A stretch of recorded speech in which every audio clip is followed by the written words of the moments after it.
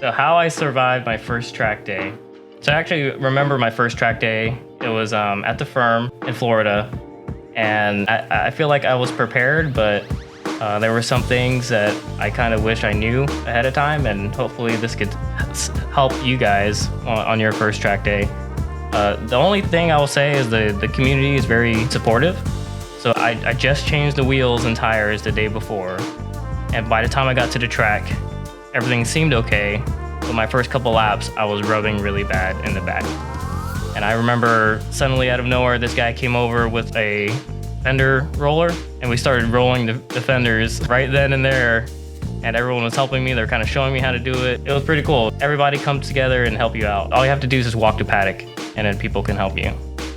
So we'll go over 3 points: what to bring, how to prepare your car, and of course, how to prepare yourself. First of all, we'll go over what to bring. Obviously, you want to bring a helmet.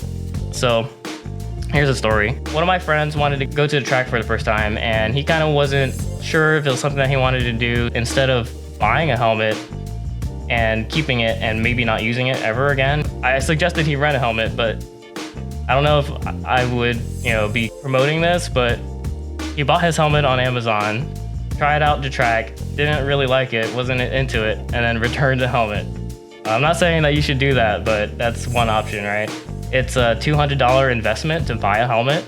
And to get started with track, you don't want to invest too much, especially if you don't know if it's something that you're really into. So the other option is rentals. You could rent a helmet for like 25 bucks, usually at the track. They usually announce it in their packet that they offer different size helmets.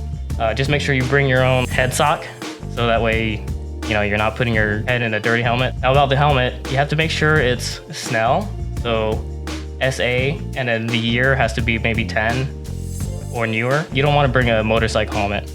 They won't allow that. So it has to be Snell. You also want to bring tools.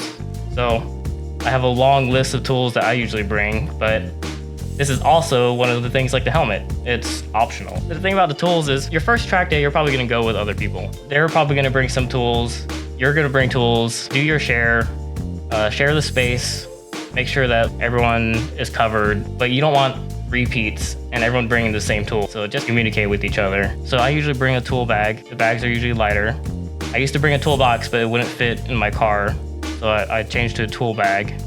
You definitely want a tire pressure gauge. I choose mechanical, and the reason why I like mechanical is because sometimes the digital batteries die, or they take a while to show the tire pressure.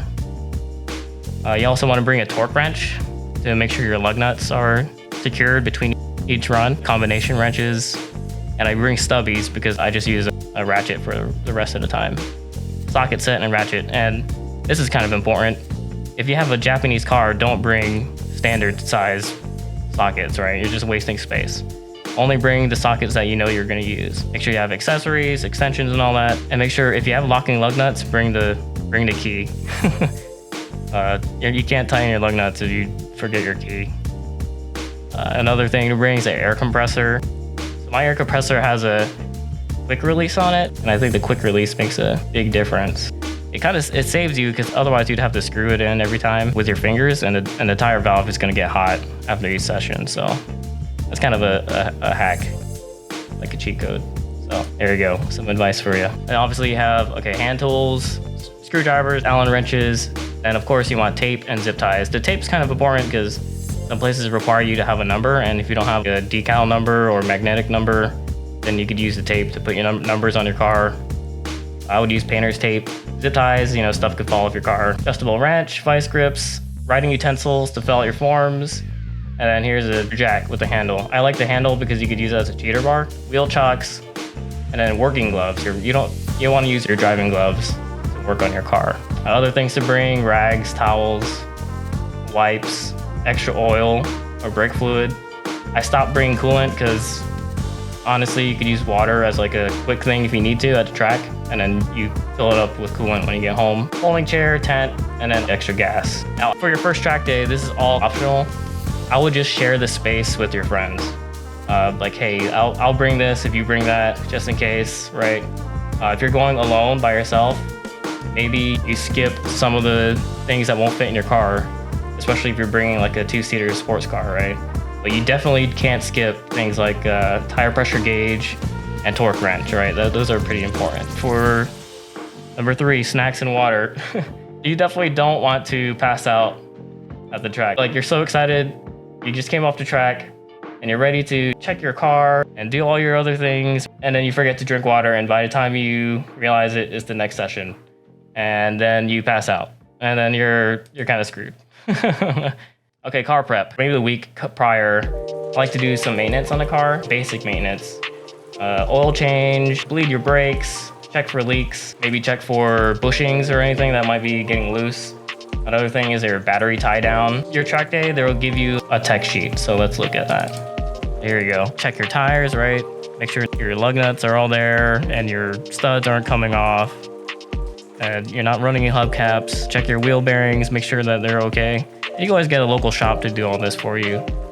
You want to do this obviously before your track day. Check your steering play, fluids, radiator overflow, make sure everything's topped off. Just typical car maintenance.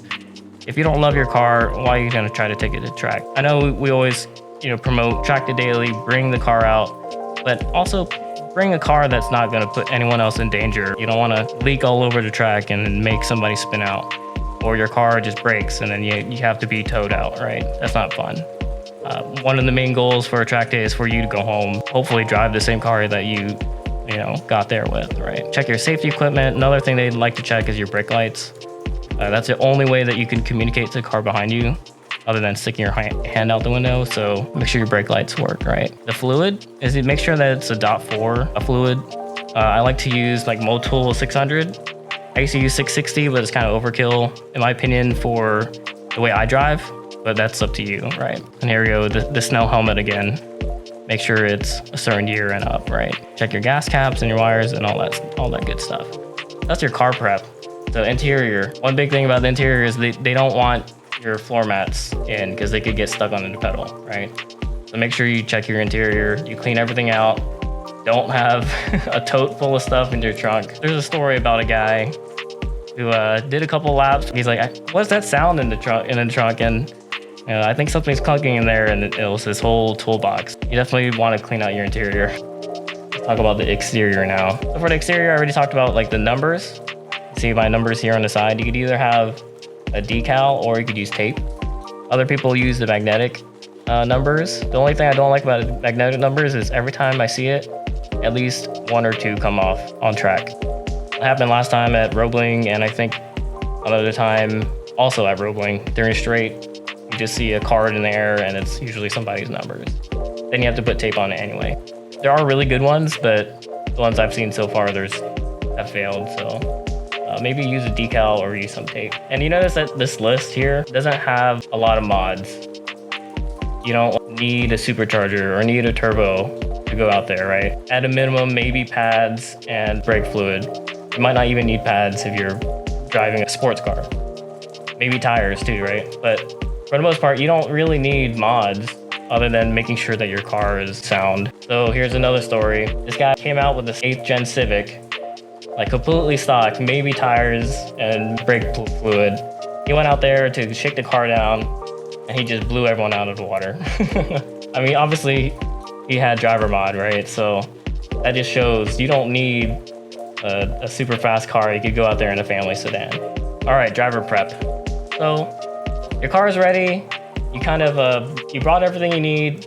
So how do you prepare yourself? I would say one of the first things you need to know is the flags. There might be some small differences. For example, some places for a red flag, they want you to stop on the track. And other places say, greatly reduce speed, but return to pit.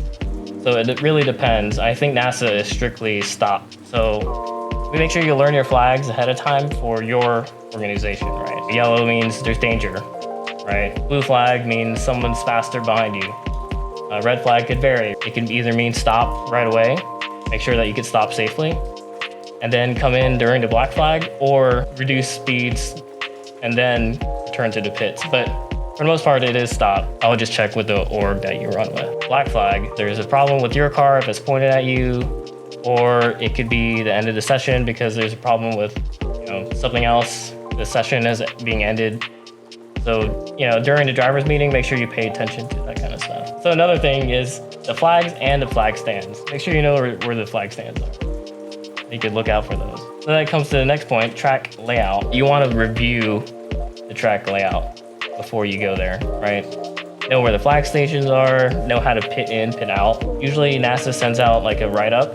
It kind of tells you how to do whatever they want you to do at the track, like where the paddock is, how to line up for the paddock, how to pit in, pit out, like I said. They also point out where the flag stands are and the turn numbers, because you're gonna need to know the turn numbers. And then this last point, mental and physical preparedness. You kind of have to know the risk and what your mental and physical limits are. I can tell you a story about one time I had an exam until midnight, but then I needed to be at Roebling the next day, which was 4 hours away from where I live. And you want to be there so you could get teched and so you could make the driver's meeting.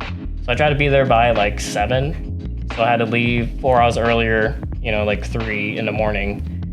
And that's after taking an exam and trying to finish by midnight. I probably finished the exam like 11:30. And man, I got to the track, I was tired. I didn't have everything I wanted to. I prepped the day before, but I forgot some things. It was overall a bad experience. And I kind of wish that I had more sleep. You kind of want to be prepared for the track. So get some sleep the night before. You're going to be outside in the heat. There's going to be a lot of noise. If it's your first track day, you don't want to be stressed out. So try to take care of yourself. So another story about Roebling. Remember that the second day, if you're doing a 2-day event, you're gonna wake up with a cold track and a cold mind and cold tires and everything. Don't go 100%. The next day I went super hard, first session, first couple laps, and then I ended up crashing my car into the wall. Man, I think about that all the time. Like, man, why did I even try to push myself? I mean, at the time I was kind of like, man, I'm kind of proud of myself. I made it back here and I was feeling good about my lap times, and then the wall humbled me, so it's all good. Other things that you want to think about maybe is like track insurance, talk about hitting the wall.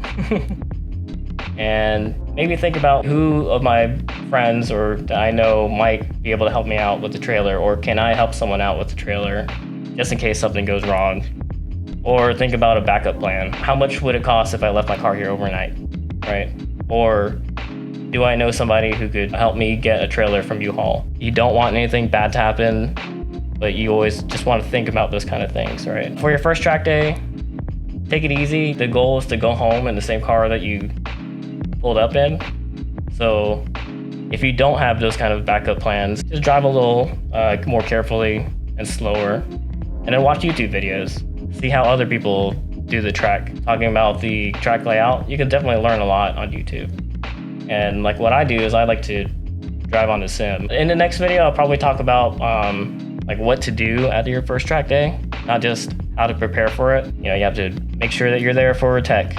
Make sure that you are there for your driver's meeting. Make sure that you're there for every single classroom event. I would say the important thing about your first track day is there's gonna be a lot of things going on, and you don't want something small to kind of like throw you off. Thanks guys for watching, and I'll see you in the next one. Peace.